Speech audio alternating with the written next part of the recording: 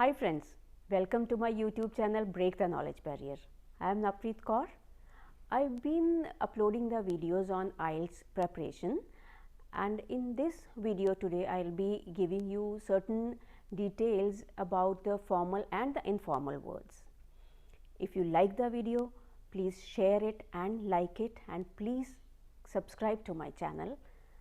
And if you don't like the video, kindly mention in the comment section below so that I can improve upon my videos. So before I begin the video, I'll just request you again to subscribe to my channel. Let's begin the video. Friends, here in this lesson today, I'll be giving you the distinction between the informal and the formal words. There are a few words that can help you score higher bands in your IELTS writing tasks if you use these formal words, and you can try to leave out those informal words. However, that can be used in the speaking test but not in the writing test. The first word is rich.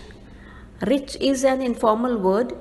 Instead of this word, we can use wealthy. Wealthy is a very good formal word that can be used in place of rich. Second word is leave out. Instead of leave out, you can use omit, which is again a formal word, and that can be used when we say something to omit or something to leave out from any place. Then the third word is but. But is a very common word which most of the students use, but if you use however in place of but, that will help you fetch higher bands. So try to replace but with however. Another set of words is in the end. Many students use in the end, but instead of this, you can use finally. Finally is a formal word which clearly means in the end, but it helps you get higher score in your IELTS writing task. Another word is go up, which is generally used in the IELTS writing task 1 for the academic. Instead of go up, you can use increase.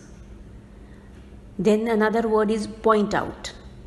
Instead of point out, you should use indicate, which is again a very good formal word.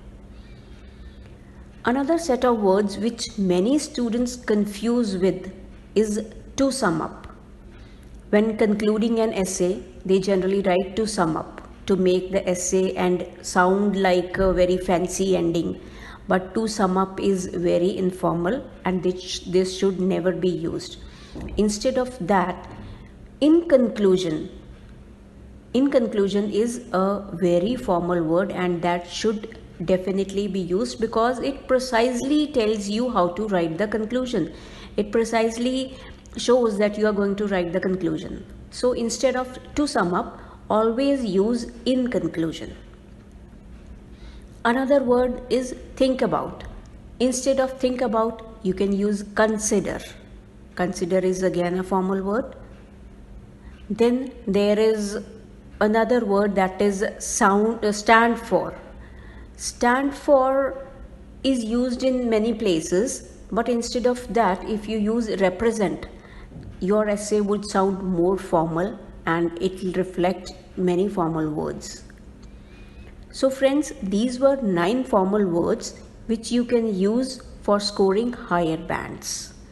And I'll be coming up with more videos on informal and formal words in my upcoming videos. Thank you.